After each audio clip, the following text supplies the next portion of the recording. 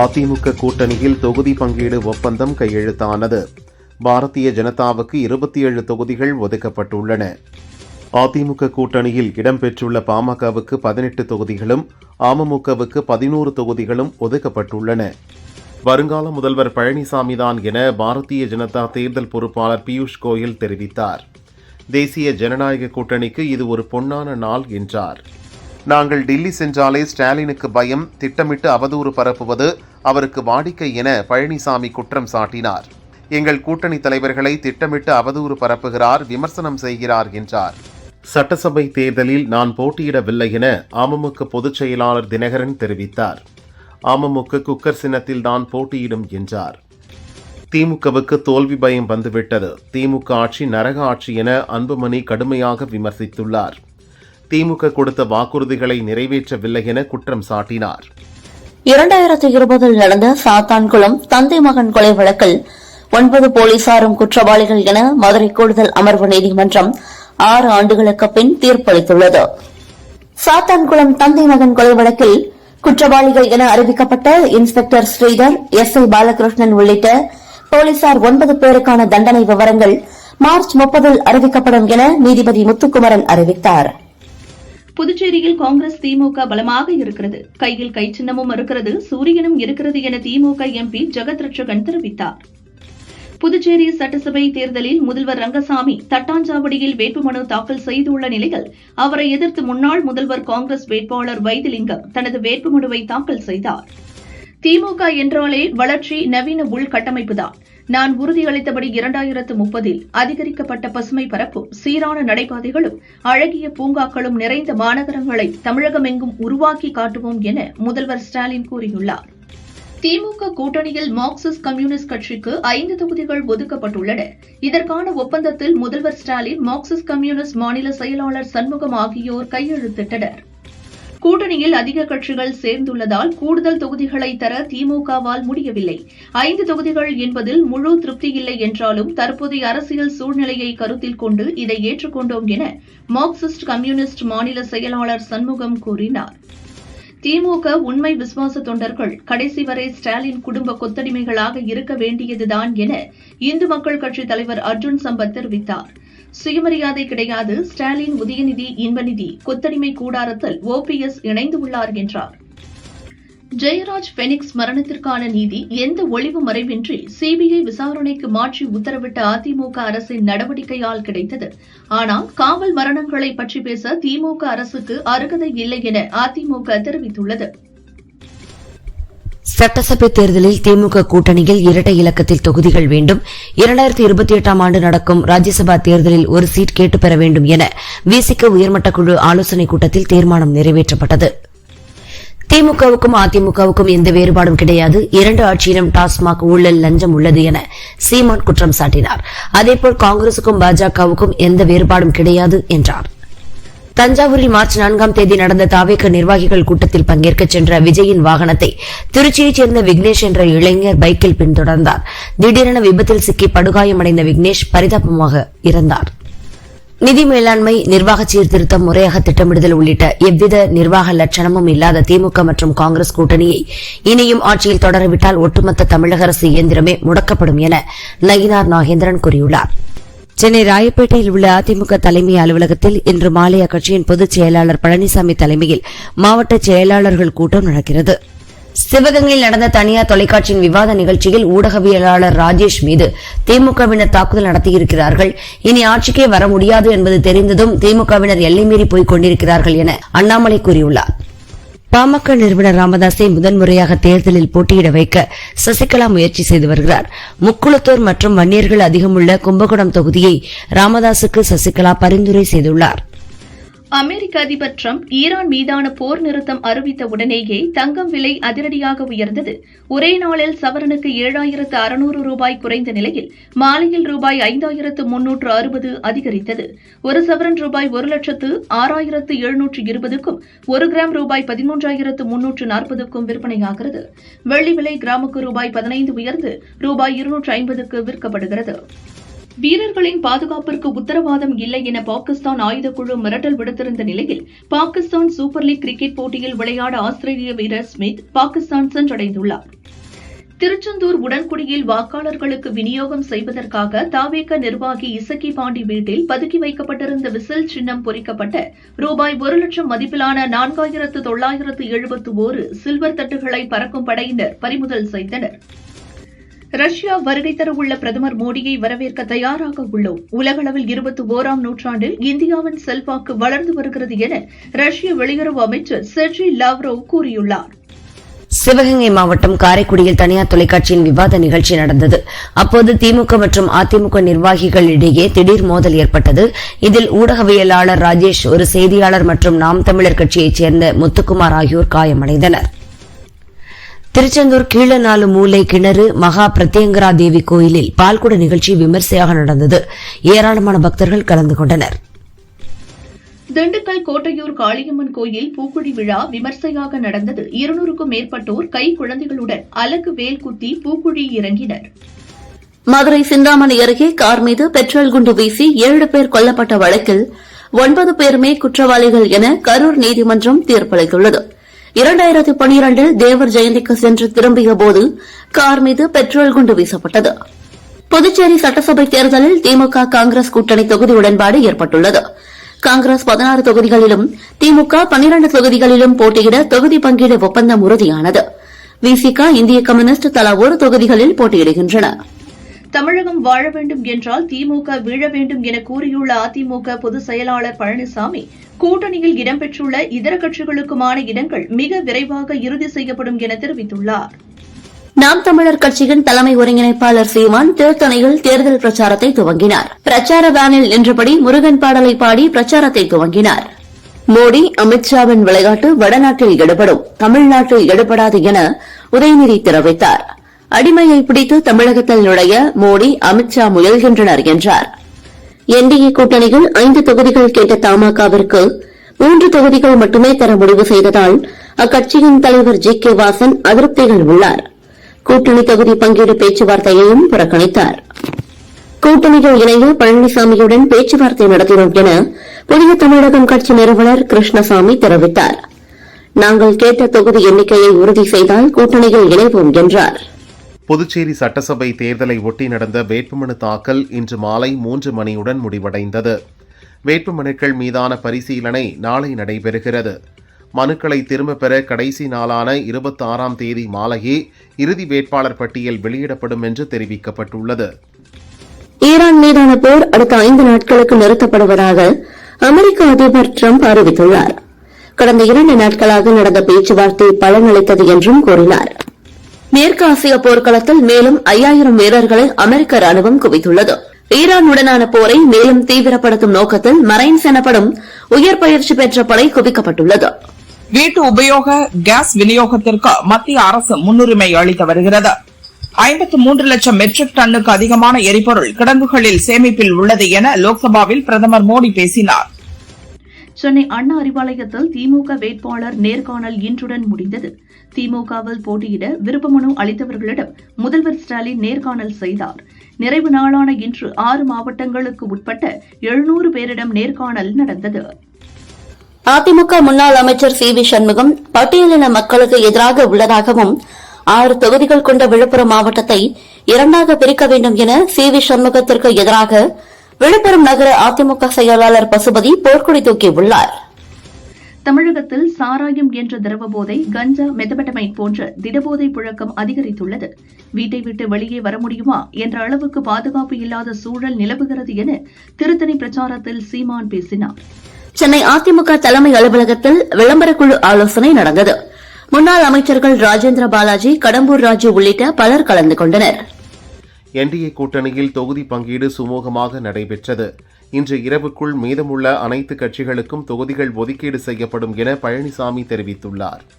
தமிழக சட்டசபை தேர்தலில் பகுஜன் சமாஜ் தனித்து போட்டியிடுகிறது. இதுவரை 2 கட்டமாக 90 தொகுதிகளில் வேட்பாளர்கள் அறிவிக்கப்பட்டுள்ளனர். மற்ற வேட்பாளர்கள் விரைவில் அறிவிக்கப்படுவார்கள் என அக்கட்சியின் மாநில தலைவர் ஆனந்தன் கூறினார். எங்கள் கூட்டணி பேச்சுவார்த்தை சுமூகமாக முடிந்தது. எங்கள் கூட்டணி வெற்றி கூட்டணி என பழனிசாமி தெரிவித்தார். நிச்சயம் 210 இடங்களில் வெற்றி பெற்று அதிமுக ஆட்சி அமைக்கும் என்றார். தேசிய ஜனநாயக கூட்டணியில் பாரதிய ஜனதாவுக்கு 27 தொகுதிகள் ஒதுக்கீடு செய்யப்பட்டுள்ளது. கடந்த தேர்தலில் 20 தொகுதிகள் ஒதுக்கீடு செய்யப்பட்டது. பாமகவுக்கு தற்போது 18 தொகுதிகள் ஒதுக்கீடு செய்யப்பட்டுள்ளது. கடந்த முறை 23 தொகுதிகள் ஒதுக்கீடு செய்யப்பட்டது என்பது குறிப்பிடத்தக்கது. 9 ஆண்டுகளுக்கு பின் அதிமுக தலைமை அலுவலகத்திற்கு அமமுக பொதுச் செயலாளர் தினகரன் வருகை தந்தார். தொகுதி பங்கீடு பேச்சுவார்த்தை நடத்த வந்தார்.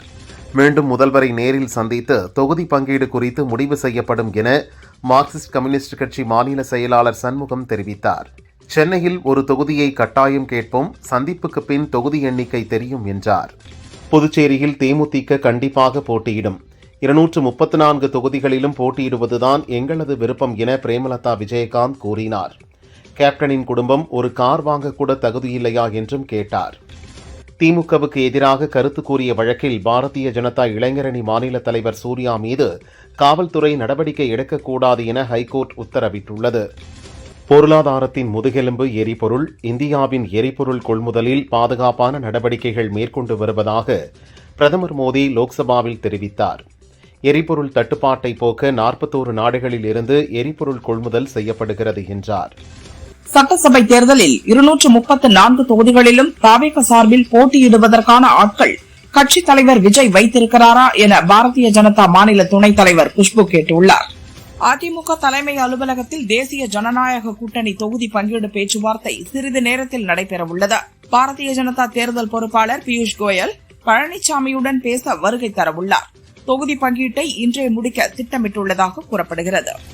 குலுக்கல் முறையில் சின்னம் ஒதுக்கும் நடைமுறையை கடைபிடிக்காமல் ஒரு தரப்புக்கு சாதகமாக தேர்தல் ஆணையம் மாம்பழம் சின்னத்தை ஒதுக்கியதாக பாமக நிறுவனர் ராமதாஸ் தரப்பு சுப்ரீம் கோர்ட்டில் குற்றம் சாட்டி வாதம் செய்தது.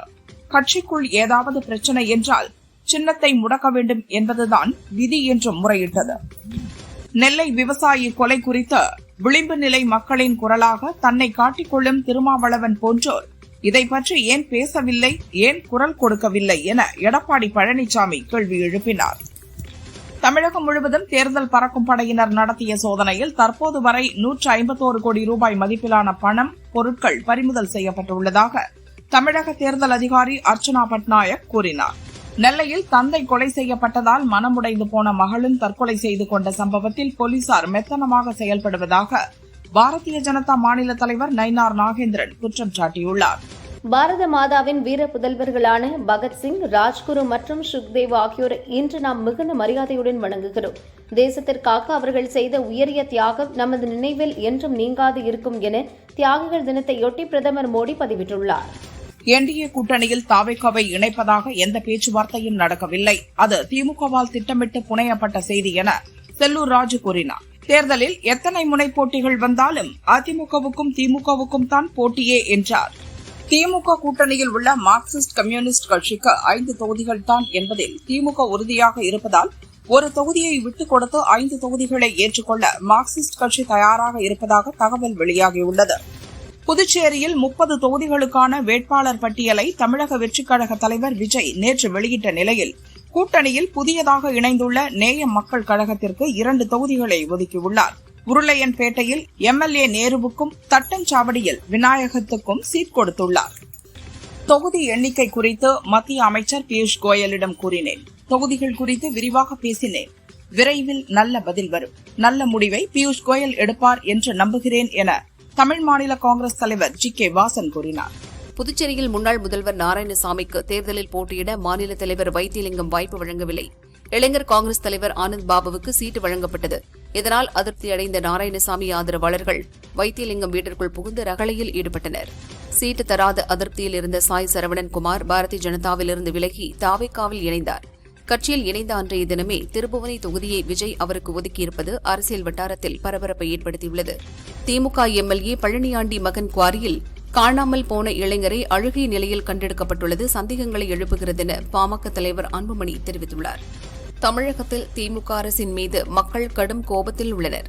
ஸ்டாலின் ஆட்சிக்கு முடிவுரை தொடங்கியுள்ளதென தமிழக பாரதிய ஜனதா மேலிட பொறுப்பாளர் பியூஷ் கோயல் தெரிவித்தார். புதுச்சேரியில் 2 இடங்களில் வேட்புமனு தாக்கல் செய்ய இந்திய கம்யூனிஸ்ட் கட்சி முடிவு செய்துள்ளது.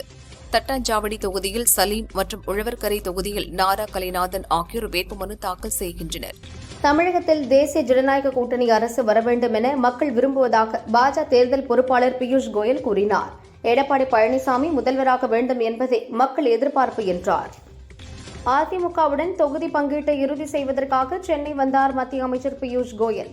அதிமுக தலைமையிலான என்டிஏ கூட்டணியில் அனைவரும் ஒரே குடும்பமாக பணியாற்றி வருகிறோம் என்றார். தமிழக பாஜக தலைவர் நயினார் நாகேந்திரனை சரத்குமார் சந்தித்து பேசினார். எனது ஆதங்கம் குறித்து கேட்டறிந்து பரிசீலனை செய்வதாக நயினார் நாகேந்திரன் கூறியதாக சரத்குமார் கூறினார். உயர்கல்விக்கு ஊன்றுகோலாக அமைந்துள்ளது தமிழ் புதல்வன் திட்டம் என முதல்வர் ஸ்டாலின் தெரிவித்துள்ளார். தமிழ் புதல்வன் திட்டத்தால் பயனடைந்தவர்களின் வீடியோவை சோசியல் மீடியாவில் பகிர்ந்துள்ளார். நேர்காணலில் தொகுதியில என்ன செஞ்சு கொடுத்திருக்கீங்கன்னு கேட்டாங்க. சொன்னேன், போயிட்டு வாங்க, யோசிச்சு முடிவு பண்றோம்னு சொன்னாங்க என உதயநிதி தெரிவித்தார். சேப்பாக்கம் திருவல்லிக்கேணி தொகுதியில் போட்டியிட விருப்ப மனு வழங்கிய துணை முதல்வர் உதயநிதியிடம் முதல்வர் ஸ்டாலின் நேர்காணல் நடத்தினார். தேர்தல் பிரச்சாரத்தின் போது பாட்டு பாடி வாக்காளர்களை கவர திட்டமிட்டுள்ள நாம் தமிழர் கட்சியின் தலைமை ஒருங்கிணைப்பாளர் சீமான் பாடல்களை பாடி பயிற்சி எடுத்து வருகிறார். சட்டசபை தேர்தலில் திமுக மார்க்சிஸ்ட் இடையேயான தொகுதி உடன்பாடு இன்று மாலைக்குள் இறுதி செய்யப்படலாம் என திமுக வட்டாரங்கள் தெரிவித்தன. அசாம், கேரளம் ஆகிய மாநிலங்களிலும் புதுச்சேரி யூனியன் பிரதேசத்திலும் ஏப்ரல் 9ஆம் தேதி தேர்தல் நடக்கிறது. இதற்கான வேட்புமனு தாக்கல் செய்ய இன்று கடைசி நாள் என அறிவிக்கப்பட்டுள்ளது. பல்லாவரத்தில் தேர்தல் பறக்கும் படையினர் நடத்திய சோதனையில் உரிய ஆவணங்கள் இல்லாமல் கொண்டு வந்த 19,63,00,000 ரூபாய் மதிப்பிலான நகைகள் கைப்பற்றப்பட்டு வருமான வரித்துறையிடம் ஒப்படைக்கப்பட்டது. வாக்காளர் பட்டியலில் பெயர் விடுபட்டு இருப்பின் பெயர் சேர்க்க வரும் 26ஆம் தேதி வரை மட்டுமே அவகாசம் என தேர்தல் ஆணையம் தெரிவித்துள்ளது. இறுதி வாக்காளர் பட்டியலில் பெயர் இடம்பெற்றிருந்தால் மட்டுமே சட்டசபை தேர்தலில் வாக்களிக்க முடியும். புதுச்சேரி மங்களம் தொகுதி திமுகவுக்கு ஒதுக்கப்பட்டதற்கு எதிர்ப்பு தெரிவித்து காங்கிரஸ் கட்சியின் மாநில பொதுச் செயலாளர் ரகுபதி மாநில தலைவர் வைத்திலிங்கம் எம்பி கார் முன்படுத்து தர்ணாவில் ஈடுபட்டதால் பரபரப்பு ஏற்பட்டது. யானை நடமாட்டம் இருப்பதால் கொடைக்கானல் பேரிஜம் ஏரியில் மறு அறிவிப்பு வரும் வரை சுற்றுலாப் பயணிகளுக்கு அனுமதி இல்லை என வனத்துறை அறிவித்துள்ளது. நீங்கள் சொல்வது நியாயம்தான், பரிசீலனை செய்கிறேன் என்று நயினார் நாகேந்திரன் தெரிவித்தார். ஆதங்கத்தை தெரிவித்துவிட்டேன், அதற்கு நிவர்த்தி கிடைக்கும் என்று நம்பிக்கை உள்ளதென நயினார் நாகேந்திரன் சந்திப்புக்கு பின் சரத்குமார் கூறியுள்ளார். நடிகர் ரஜினிகாந்த் குறித்து ஆதவ் கூறிய கருத்து குறித்து பதிலளித்த லதா ரஜினிகாந்த் தவறான சர்ச்சைக்குரிய கருத்துக்களை கூறினால் அனைவரையும் பாதிக்கும் என்றார். தென்காசி கடையநல்லூரில் உள்ள நகராட்சி பொறியாளர் குடியிருப்பு கட்டிடம் திமுக அலுவலகம் போல் செயல்படுவதாக புகார் எழுந்த நிலையில் அந்த கட்டிடத்திற்கு தேர்தல் அதிகாரிகள் சீல் வைத்து நடவடிக்கை எடுத்துள்ளனர். சட்டசபை தேர்தலில் தென்காசியில் 100% வாக்குப்பதிவை வலியுறுத்தி மாபெரும் கையெழுத்து இயக்கத்தை அம்மாவட்ட கலெக்டர் கமல் கிஷோர் தொடங்கி வைத்தார். வலசரவாக்கத்தில் தேர்தல் பறக்கும் படையினர் நடத்திய சோதனையில் உரிய ஆவணங்கள் இல்லாமல் காரில் எடுத்து வந்த 4 லட்சம் ரூபாய் பணம் பறிமுதல் செய்யப்பட்டது. தயாரிப்பாளர் எல்ரட் குமாருக்கு ரூபாய் 4.25 கோடி வழங்க வேண்டும் என இயக்குநர் கௌதம் வாசுதேவ் மேனனுக்கு தனி நீதிபதி பிறப்பித்த உத்தரவு செல்லும் என்று ஹைகோர்ட் 2 நீதிபதிகள் அமர்வு தீர்ப்பு வழங்கியுள்ளது. சிம்புவை வைத்து படம் இயக்க ஒப்பந்தம் செய்த வழக்கில் ஒப்பந்தப்படி இயக்குநர் கௌதம் வாசுதேவ் மேனன் செயல்படாததால் வழங்கப்பட்ட தொகை ரூபாய் 4.25 கோடியை திரும்ப அளிக்க உத்தரவிட வேண்டும் என எல்ரட் குமார் ஹைகோர்ட்டை நாடியிருந்தது குறிப்பிடத்தக்கது. நாம் அடித்து பழகுவதற்கு அப்பா மகன் கிடைத்துள்ளனர், அடித்து பயிற்சி எடுத்துக் கொள்வோம் என போலீசார் அவர்களுக்குள் பேசியிருக்கின்றனர் என சிபிஐ தனது குற்றப்பத்திரிகையில் தெரிவித்துள்ளதாக சாத்தான்குளம் வழக்கு தீர்ப்பின் போது மதுரை கூடுதல் அமர்வு நீதிமன்ற நீதிபதி முத்துக்குமரன் தெரிவித்தார். இயக்குநர் சங்கருக்கு சொந்தமான ரூபாய் 11 கோடி மதிப்பிலான சொத்துக்களை அமலாக்கத்துறை முடக்கியதற்கு தடை விதிக்கப்பட்ட விவகாரத்தில் வழக்கை ஜூன் 15க்கு சென்னை ஐகோர்ட் ஒத்திவைத்துள்ளது. ஈரோடு சத்தியமங்கலம் புலிகள் காப்பகம் ஆசனூர் வனச்சரகத்திற்கு உட்பட்ட புதுதொட்டி பகுதியில் வறட்சி காரணமாக திடீரென காட்டுத்தீ ஏற்பட்டு மரம், செடி, கொடிகள் எரிந்து நாசமாகி வருகிறது. சம்பவ இடத்திற்கு சென்ற வனத்துறை மற்றும் தீயணைப்புத்துறை தீயை அணைக்கும் முயற்சியில் ஈடுபட்டு வருகிறது. தமிழக சட்டசபை தேர்தலில் ஈடுபட உள்ள சுமார் 4 லட்சம் பணியாளர்களுக்கு 3 கட்டமாக பயிற்சி வழங்க அனைத்து மாவட்ட தேர்தல் அதிகாரிகளுக்கும் தலைமை தேர்தல் அதிகாரி அர்ச்சனா பட்நாயக் உத்தரவிட்டுள்ளார். கச்சா எண்ணெய்க்கு மாற்றாக எத்தனால் உற்பத்தியை அதிகரிக்க நடவடிக்கை எடுக்கப்பட்டுள்ளது. ரயில் சேவை மின்மயமாக்கப்பட்டதால் பெருமளவில் எரிசக்தி மிச்சப்படுத்தப்பட்டுள்ளது என பிரதமர் மோடி தெரிவித்தார். இந்தியா முன்னெப்போதும் சந்தித்திராத சவால்களை எதிர்கொண்டிருக்கிறது. மேற்காசியாவின் நிலைமை கவலை தருகிறது. இந்தியாவின் எரிசக்தி தேவைக்கு மேற்காசிய நாடுகள் மிகவும் அவசியம் என பிரதமர் மோடி கூறினார். மேற்காசிய சூழலை இந்தியா திறம்பட சமாளித்து வருகிறது. பல சிக்கல்களுக்கிடையே எரிபொருள் இறக்குமதி செய்கிறோம் என லோக்சபாவில் பிரதமர் மோடி பேசினார். மேற்காசிய போரால் சர்வதேச அளவில் பொருளாதாரம் பாதிக்கப்பட்டுள்ளது. உள்நாட்டு விமான கட்டணங்களுக்கான உச்சவரம்பு இன்று முதல் நீக்கப்படுவதாக மத்திய அரசு அறிவித்துள்ளது. இதன் காரணமாக விமான டிக்கெட் கட்டணம் பல மடங்கு உயர வாய்ப்புள்ளது. கும்பகோணம் சக்கரப்பள்ளி சக்கரவாகீஸ்வரர் கோயில் சப்தஸ்தான விழா கொடியேற்றத்துடன் துவங்கியது. தேவநாயகி அம்பாள் சமேத சக்கரவாகீஸ்வரர் சிறப்பு அலங்காரத்தில் எழுந்தருளினார். திரளான பக்தர்கள் சாமி தரிசனம் செய்தனர். திருப்பாலைவனம் லோகாம்பிகா தேவி உடனுரை திருப்பாலீஸ்வரர் கோயிலில் பங்குனி பிரம்மோற்சவ திருவிழாவுக்கான கொடியேற்றம் இன்று நடந்தது. திரளான பக்தர்கள் பங்கேற்று தரிசனம் செய்தனர்.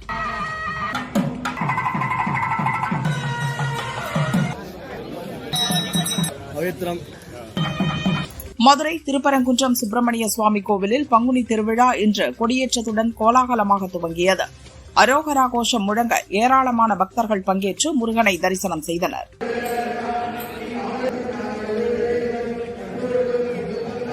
திருச்செந்தூர் அருகே உள்ள மேலப்புதுக்குடி அருஞ்சுனை காத்த ஐயனார் கோயில் பங்குனி உத்திர திருவிழா கொடியேற்றத்துடன் இன்று துவங்கியது. விழாவின் 10ஆம் நாளான ஏப்ரல் 1ஆம் தேதி பங்குனி உத்திர திருவிழா கும்பாபிஷேகமும் இரவு வீதி உலாவும் நடைபெறும்.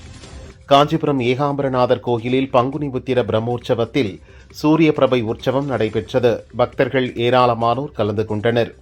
திருச்சி மலைக்கோட்டை தாயுமான சுவாமி கோவிலில் பங்குனி தெப்பத்திர விழா கொடியேற்றத்துடன் துவங்கியது. வரும் 31ஆம் தேதி தெப்பத்திர விழா நடைபெறவுள்ளது. திருச்சி சமயபுரம் மாரியம்மன் கோவில் பூச்சிறுதல் விழாவை முன்னிட்டு மேலதாளங்கள் முழங்க அலங்கரிக்கப்பட்ட மின் ஊர்திகளில் பூக்கள் எடுத்து சென்று அம்மனுக்கு சாற்றி வழிபாடு செய்தனர். 2011ஆம் ஆண்டுக்கு பிறகு முதன்முறையாக பயங்கரவாதத்தால் அதிகம் பாதிக்கப்பட்ட நாடுகளின் பட்டியலில் பாகிஸ்தான் முதலிடத்தை பிடித்துள்ளது. ஈரானுக்கு எதிரான போருக்கு தேவையான நிதி அமெரிக்காவிடம் ஏராளமாக உள்ளதாக அமெரிக்க நிதி அமைச்சர் ஸ்காட் பெசன்ட் தெரிவித்தார். கூடுதல் வரிகள் விதிக்கப்பட வேண்டிய அவசியம் இல்லை என்றார். ஈரானை தொடர்ந்து குறிவைக்குமாறு அமெரிக்காவையும் இஸ்ரேலையும் பட்டத்து இளவரசர் ரெசா பஹலவி கேட்டுக் கொண்டார். மத்திய கிழக்கு நாடுகளில் நடக்கும் போர் மனித குலத்திற்கே பெரும் அவமானம் என போப் லியோ வேதனை தெரிவித்தார். மக்களின் உயிர்களை பறிப்பது நாகரீக சமூகத்திற்கு பொருந்தாது என்றார். 2022இல் ட்விட்டர் நிறுவனத்தை ரூபாய் 4.13 லட்சம் கோடிக்கு வாங்க எலான் மஸ்க் ஒப்பந்தம் போட்டார். ஒப்பந்தத்தை தற்காலிகமாக நிறுத்தியதால் ட்விட்டர் பங்கு 40% சரிந்தது. இதனால் முதலீட்டாளர்களுக்கு நஷ்டம் ஏற்பட்டது. இந்நிலையில் முதலீட்டாளர்களை ஏமாற்றிய விவகாரத்தில் அமெரிக்கா கோர்ட் எலான் மஸ்க்கு 21,000 கோடி ரூபாய் அபராதம் விதித்துள்ளது. ஹார்முஸ் ஜலசந்தி மீதான தனது கட்டுப்பாட்டை நிலைநிறுத்தும் வகையில் ஹார்முஸை கடந்து செல்லும் கப்பல்களிடம் இந்திய மதிப்பில் சுமார் ரூபாய் 18 கோடி சுங்க கட்டணம் வசூலிக்க ஈரான் முடிவு செய்துள்ளது. அமெரிக்காவின் நியூயார்க் விமான நிலைய ஓடுதளத்தில் தீயணைப்பு வாகனம் மீது ஏர் கனடா எக்ஸ்பிரஸ் விமானம் மோதி ஏற்பட்ட விபத்தில் 50 பேர் காயமடைந்தனர். 4 பேர் பலத்த காயமடைந்து கவலைக்கிடமாக உள்ளனர். போருக்கு எதிராக ஸ்பெயின் பிரதமர் கூறிய வாசகங்கள் அடங்கிய ஸ்டிக்கர்கள் ஒட்டப்பட்ட ஏவுகணைகளை இஸ்ரேல் மீது ஈரான் வீசி வருவதாக அந்நாட்டு ஊடகங்கள் செய்தி வெளியிட்டுள்ளன. துரந்தர் 2 திரைப்படத்தை தமிழகத்தில் திரையிட தடை விதிக்க கோரி சென்னை ஹைகோர்ட்டில் வழக்கறிஞர் ஷீலா என்பவர் அவசர முறையீடு செய்துள்ளார். தேர்தல் நடத்தை விதிகள் அமலான நிலையில் துரந்தர் 2 படத்தில் அரசியல் தொடர்பான சார்பு கருத்துக்கள் உள்ளதாக தெரிவித்துள்ளார். தேர்வுகள் தேர்தல் அறிவிப்பால் தமிழ் படங்களின் வெளியீடு 2 வாரங்களாக குறைந்துள்ளது. கடந்த வாரம் யூத் படம் மட்டும் வெளியான நிலையில் இந்த வாரம் மார்ச் 27இல் ஜிவி பிரகாஷின் ஹாப்பி ராஜ் படமும் புதுமுகங்களின் காணாது சுடர், தி டார்க் சாத்தான் ஆகிய 3 படங்கள் ரிலீஸ் ஆகின்றன. இவற்றுடன் 2026இல் இதுவரை வெளியான படங்களின் எண்ணிக்கை 65ஐ கடந்துவிடும். தமிழில் முன்னணி நடிகராக இருப்பவர் சிம்பு. இருப்பினும் அவர் ஒரு படத்தை முடிக்க தாமதம் செய்வார் என்ற குற்றச்சாட்டு உண்டு. இதனால் படங்களின் வெளியீடும் தாமதமானது. சமீப காலமாக இவரிடத்தில் மாற்றம். தொடர் படப்பிடிப்பில் பங்கேற்கிறார். தற்போது அரசன் படத்தில் நடிப்பவர் அடுத்து அஸ்வத் மாரிமுத்து, அதன்பின் தேசிங்கு பெரியசாமியின் படத்தில் நடிக்கிறார். இனி ஆண்டுக்கு 3-4 படங்களில் நடிக்க திட்டமிட்டுள்ளாராம். ஆதித்யா தர் இயக்கத்தில் ரன்வீர் சிங் நடிப்பில் கடந்த வாரம் மார்ச் 19இல் வெளியான படம் துரந்தர் தி ரிவெஞ்ச். இப்படம் முதல் வார இறுதியில் 766 கோடி ரூபாய் வசூலித்துள்ளதாக படக்குழு அறிவித்துள்ளது. இந்தியாவில் 550 கோடியும் வெளிநாடுகளில் 211 கோடியும் வசூலித்துள்ளது என குறிப்பிட்டுள்ளனர். நடிகர் அஜித் சினிமா ரேஸில் பயணிக்கிறார். கடந்த சில மாதங்களாக பல்வேறு நாடுகளில் நடந்த ரேஸில் பங்கேற்றார். இவரது ரேஸ் பயணத்தை ஆவணப்படமாக இயக்குகிறார் AL விஜய். ஜி.வி. பிரகாஷ் இசையமைக்கிறார். இந்த ஆவணப்படத்தை அஜித்தே தனது பெயரில் தயாரிப்பு நிறுவனம் துவங்கி தயாரிக்கிறாராம். மேலும் தயாரிப்பாளர்கள் சங்கத்திலும் தனது தயாரிப்பு நிறுவனத்தை பதிவு செய்துள்ளாராம். தமிழ், தெலுங்கு, ஹிந்தி மொழிகளில் நடிக்கிறார் ஸ்ரீலீலா. தன்னை பற்றி வரும் ட்ரோல்களுக்கு பதிலளித்துள்ள அவர், ஆரம்பத்தில் ட்ரோல்கள் குறித்து வருத்தப்பட்டேன், சமயங்களில் அழுதிருக்கிறேன்.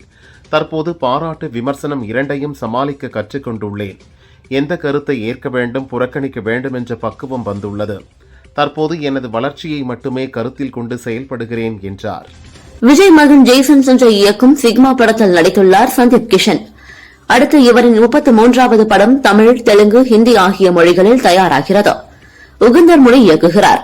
படக்குழு வெளியிட்ட செய்தியில், சந்தீப் கிஷனின் திரைவாழ்வில் அதிக செலவில் உருவாகும் படம் இது. ஃபேண்டசி, த்ரில்லர் கதைகள் உருவாகிறது. கதை சொல்லல், விஷுவல் எஃபெக்ட் பார்வையாளர்களுக்கு புது அனுபவத்தை தரும். ஆகஸ்டில் படப்பிடிப்பு துவங்குகிறது என குறிப்பிட்டுள்ளனர். கிழக்கே போகும் ரயில் படத்தின் மூலம் ஹீரோயினாக அறிமுகமானவர் நடிகை ராதிகா. சினிமாவில் 49வது ஆண்டை கொண்டாடி வருகிறார். அவர் நடிக்கும் ஹாய் படக்குழுவினர் இதை கேக் வெட்டி கொண்டாடினர். அதில் ஹீரோயினாக நடிக்கும் நயன்தாரா, நாயகன் கவின், பாக்யராஜ் உள்ளிட்ட படக்குழுவினர் ராதிகாவுக்கு வாழ்த்து கூறினர். சிவகுமார் முருகேசன் இயக்கத்தில் ராதிகா நடிப்பில் வெளியான தாய்க்கிழவி திரைப்படம் உலகம் முழுவதும் ரூபாய் 75 கோடிக்கும் அதிகமாக வசூலித்துள்ளதாக படக்குழு அறிவித்துள்ளது.